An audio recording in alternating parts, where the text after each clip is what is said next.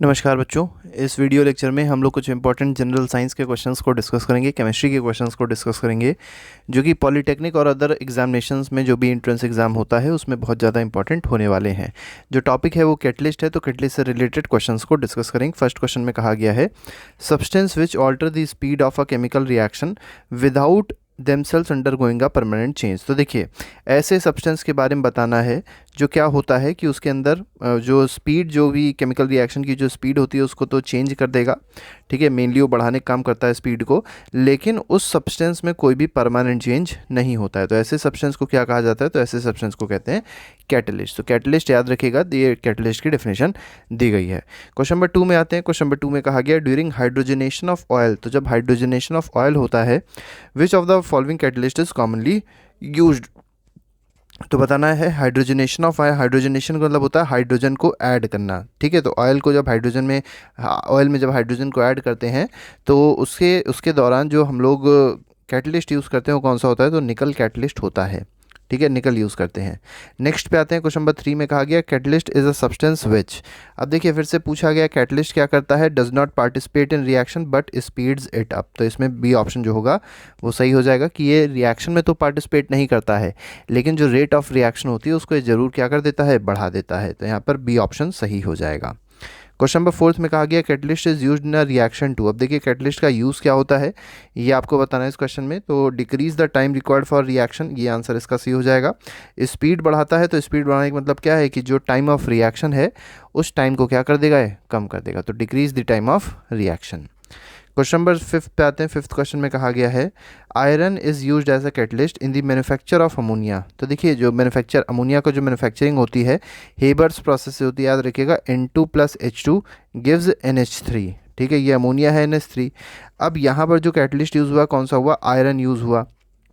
Question में क्या पूछा गया? It is an example of. अब जो आयरन है जो कैटलिस्ट की तरह यूज़ हो रहा है, किस चीज़ का एग्जाम्पल है? तो हेट्रोजीनियस कैटलिस्ट का ये एक एग्जाम्पल है, ठीक है। तो हेट्रोजीनियस कैटलिसिस रिएक्शन का ये एग्जाम्पल हो जाएगा, ठीक है। नेक्स्ट पे आते हैं। नेक्स्ट क्वेश्चन को देखेंगे। क्वेश्चन नंबर 6 है। इसमें कहा गया विच one of the following substance retards oxidation of chloroform. तो देखिए क्लोरोफॉर्म का जो ऑक्सीडेशन होता है उसको धीमे करने का काम, क्योंकि आपको पता है कैटलिस्ट के दोनों काम होते हैं। कैटलिस्ट रेट ऑफ रिएक्शन जैसे बढ़ाता है उसी तरीके से रेट ऑफ रिएक्शन को कम भी करता है।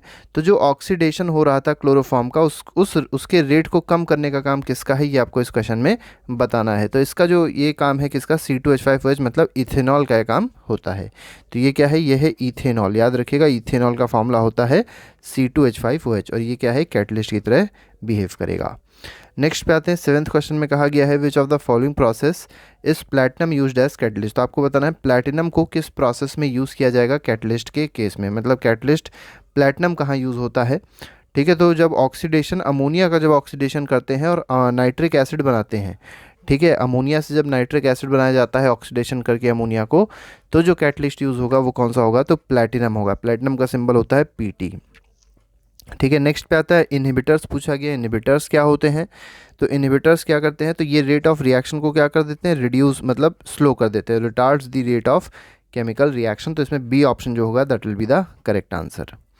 क्वेश्चन नंबर 9 पे आते हैं। 9th क्वेश्चन क्या कह रहा है? Which one of the following substance acts as an anti catalyst to finely divided iron in Haber's process. तो देखिए कैटलिस्ट की तरीके से कौन बिहेव कर रहा था? तो आयरन बिहेव कर रहा था, लेकिन आपसे पूछा गया एंटी कैटलिस्ट की तरीके से इनमें से कौन बिहेव करता है, ठीक है। तो जो कार्बन मोनोऑक्साइड है ये किस तरीके से बिहेव करेगा? तो एंटी कैटलिस्ट की तरीके से बिहेव करेगा। क्वेश्चन नंबर 10th पे आएंगे। 10th क्वेश्चन क्या कह रहा है? At catalytic process in which the catalyst and the reactant are a part of same phase are known as। तो देखिए यहाँ पर कहा गया है एक ऐसा कैटलिस्ट, एक ऐसा कैटलिटिक प्रोसेस जिसमें जो कैटलिस्ट होता है और जो रिएक्टेंट होते हैं वो सेम फेज़ में होंगे। मतलब अगर कैटलिस्ट सॉलिड है तो रिएक्टेंट भी क्या हो? सॉलिड हो, ठीक है। कैटलिस्ट लिक्विड है तो रिएक्टेंट भी क्या हो जाए? लिक्विड हो जाए। तो ऐसी रिएक्शन को क्या कहा जाएगा? मतलब ऐसे कैटलिसिस को क्या कहा जाएगा? तो ऐसे कैटलिसिस को कहा जाएगा होमोजीनियस कैटलिसिस, ठीक है। तो इसमें डी ऑप्शन जो होगा that will be the correct answer. 11th question पे आते हैं। 11th क्वेश्चन में कहा गया बायोलॉजिकल कैटलिस्ट क्या होता है, तो पहला ऑप्शन दिया है अमीनो एसिड होता है। दूसरा एंजाइम है, तो एंजाइम क्या है, एक बायोलॉजिकल कैटलिस्ट है, तो इसमें बी ऑप्शन सही होगा।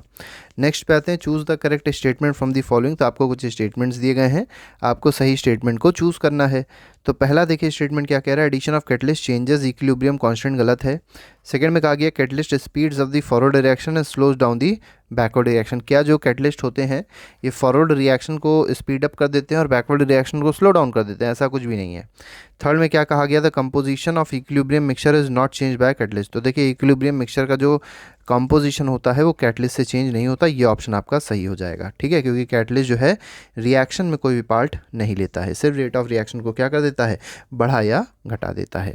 विच रिक्वायर्स कैटलिस्ट, तो आपको बताना है यहाँ पर जो प्रोसेसेस कई सारे दिए गए हैं, रिएक्शन जो दी गई हैं, उनमें से किस में कैटलिस्ट की रिक्वायरमेंट होगी, ठीक है। तो देखिए फर्स्ट ऑप्शन जो है इसमें कहा गया S + O2 गिव्स SO2, ठीक है। तो S + SO2 में S + O2 गिव्स SO2 में कोई कैटलिस्ट रिक्वायरमेंट नहीं है, लेकिन SO2 + O2 जब SO3 बनाएगा तो यहाँ पर कैटलिस्ट की रिक्वायरमेंट होगी, तो इसमें बी ऑप्शन जो होगा that will be the correct answer. Next पे आते हैं, नेक्स्ट क्वेश्चन 14th है, proton accelerate the hydrolysis of esters, this is an example of. तो देखिए प्रोटॉन्स क्या करते हैं, जो हाइड्रोलिसिस होती है ईस्टर्स की उसको बढ़ा देते हैं।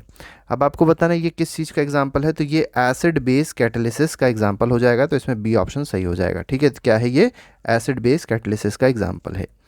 15th पे आते हैं, 15th कहा जा रहा है an enzyme which can catalyse the conversion of glucose to ethanol. तो देखिए एक ऐसा एंजाइम जो क्या कर सकता है, ग्लूकोज को इथेनॉल में कन्वर्ट कर देगा, ऐसे एंजाइम को क्या कहा जाएगा, तो ऐसा एंजाइम है जाइमेज, ठीक है। तो जाइमेज ये काम करता है, ठीक है। नेक्स्ट पे आएंगे, क्वेश्चन नंबर 16 कह रहा है an example of autolytic auto catalytic reaction.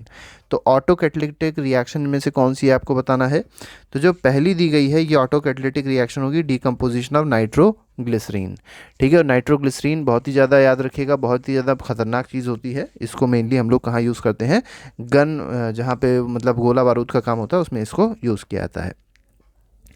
Next पे आते हैं, the effect of catalyst in a chemical reaction is to change the. अब देखिए कैटलिस्ट मेनली करता क्या है, क्या चीज़ चेंज करता है ये आपको बताना है। तो एक्टिवेशन एनर्जी को ये क्या करता है, चेंज करता है। तो 17th क्वेश्चन का आंसर हो जाएगा option number A.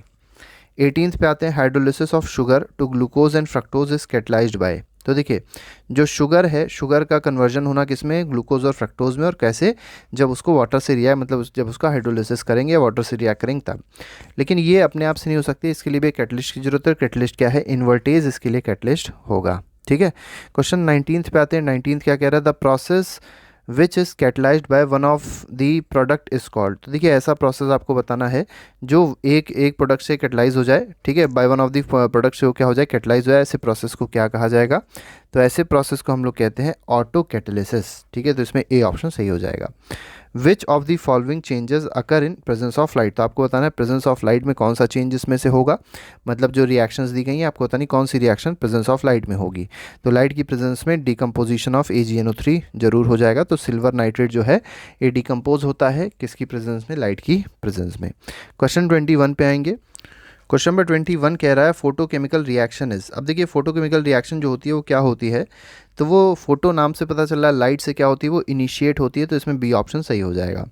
Catalyst poisons act by. अब देखिए कैटलिस्ट पॉइजन के बारे में पूछा गया है कि कैटलिस्ट पॉइजन कैसे एक्ट करते हैं, तो they act by getting absorb on the active centres of the catalyst surface. तो कैटलिस्ट सरफेस जो कैटलिस्ट का सरफेस होता है उसके एक्टिव सेंटर्स पे ये क्या हो जाते हैं, एब्जॉर्ब रहते हैं कैटलिस्ट पॉइजन, तो इसमें बी ऑप्शन सही हो जाएगा। 23rd पे आते हैं, the substance which retards the rate of reaction is called. अब देखिए आपको बताना है ऐसे सब्सटेंस जो रेट ऑफ रिएक्शन को रिटार्ड कर देते हैं, ऐसे सब्सटेंस को क्या कहा जाएगा, तो ऐसे सब्सटेंस को कहा जाता है नेगेटिव कैटलिस्ट, ठीक है। देखिए 24th क्वेश्चन क्या कह रहा है, इसमें कहा गया in the presence of dilute H2SO4 dot KMNO4 and oxalic acid, ठीक है। तो क्या होता है, KMNO4 और ऑक्सैलिक एसिड रिएक्ट करते हैं, और कैसे रिएक्ट करते हैं, पहले स्लोली रिएक्ट करते हैं, लेकिन थोड़ी देर बाद क्या होता है, रेट ऑफ रिएक्शन इंक्रीज हो जाती है, ठीक है। और ये किसकी प्रेजेंस में, तो डाइल्यूट H2SO4 की प्रेजेंस में ऐसा होता है। अब ये जो रिएक्शन है ये किस चीज़ का एग्जाम्पल है, तो ये ऑटो कैटलिसिस का एग्जाम्पल होगा। क्वेश्चन 25 पे आते हैं। 25th क्वेश्चन में कहा गया the efficiency of enzyme in catalysing a reaction is due to its capacity. अब देखिए आपको बताना है एंजाइम की एफिशिएंसी के बारे में पूछा गया है, efficiency of an enzyme in catalysing a reaction is due to its capacity. अब देखिए एंजाइम की जो एफिशिएंसी होती है और किस चीज़ की एफिशिएंसी की वो रिएक्शन को क्या कर सकता है, कैटलाइज कर सकता है, और ये किस चीज़ की कैपेसिटी को दर्शा रहा है, ये आपसे पूछा गया है। तो ये क्या करता है, mainly lowers the activation energy of the reaction. तो ये क्या कर रहा है, मेनली एक्टिवेशन एनर्जी को क्या कर रहा है, लोअर कर रहा है। तो यहाँ पर डी ऑप्शन जो होगा that will be the correct answer of question number 25। तो ये हमारे पास कुछ क्वेश्चंस थे जो भी हम लोग ने डिस्कस किए। इसके अलावा बाकी जो प्लेलिस्ट है उसको हम लोग ने बना दिया है, आप लोग डिस्क्रिप्शन में जाके देख सकते हैं और अपनी तैयारी को और अच्छे से आगे बढ़ा सकते हैं। तो अभी के लिए फिलहाल इतना ही। Thank you very much, goodbye, जय हिंद।